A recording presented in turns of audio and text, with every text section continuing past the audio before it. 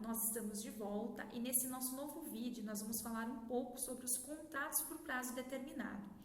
Nós vimos antes que um dos princípios que regem as relações de emprego, que regem o direito do trabalho, portanto, é o princípio da continuidade da relação de emprego. Então, segundo esse princípio, as relações de emprego, elas são por prazo indeterminado, elas são contínuas. Então, a regra é contratos de trabalho por prazo indeterminado, sem uma data pré-estabelecida para o seu término. Agora, os contratos por prazo determinado, eles são uma exceção. Neste caso, há um termo fixo, há uma data, um período estabelecido para o seu término. Ele vai existir durante um período, portanto, específico. Então, para que a gente possa começar a criar aí uma ideia sobre o que são os contratos por prazo determinado, é bom nós sabermos que esses contratos por prazo determinado, eles podem ser estabelecidos, convencionados, portanto, de forma verbal. Eles não precisam estar redigidos, não precisam estar escritos.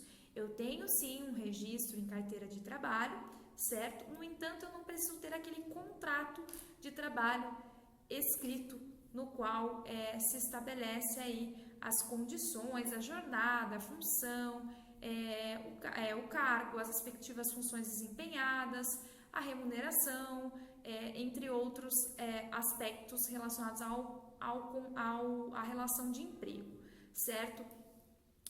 Um segundo ponto em relação aos contratos por prazo determinado é que eles podem ser estabelecidos em razão de dias, meses, anos, em relação a um período específico ou a um serviço também específico. Então, nós podemos aí colocar que ele seja em relação a um serviço certo.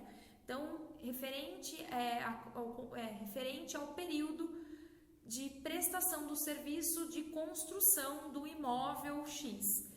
Essa seria uma hipótese de um contrato por prazo determinado. Nós temos ainda como hipótese, como um exemplo para nós citarmos de contrato por prazo determinado, justamente os contratos de safra, certo? Um outro exemplo também que nós podemos citar são os contratos de experiência. Eles também têm um termo final devidamente previsto. O contrato por prazo determinado, ele vai estabelecer lá, ele vai estabelecer um termo final, uma data final, na qual esse contrato se encerra. Se essa data, eventualmente, ela se encerrar num sábado, num domingo ou num feriado, eventualmente, o contrato ele está extinto, ele não vai se prorrogar-se para segunda-feira ou para o próximo dia útil. Ele se encerra ali.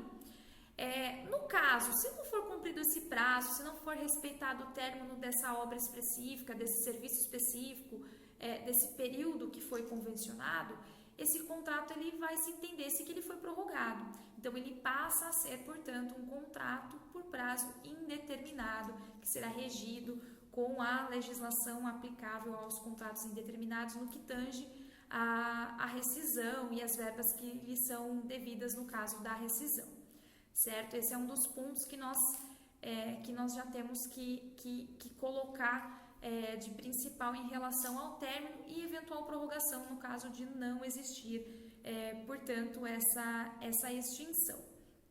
Os contratos por prazo determinado, geralmente eles são convencionados para algumas situações que são situações muito específicas.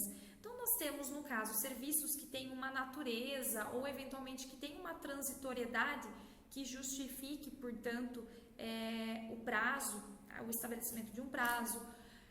2, no caso daquelas atividades empresariais que as atividades em si, elas têm um caráter transitório, um caráter sazonal, vamos assim dizer. Ou 3, no caso do contrato de experiência propriamente dito, certo? Então, essas são algumas das circunstâncias que fundamentam a existência de um contrato por prazo determinado.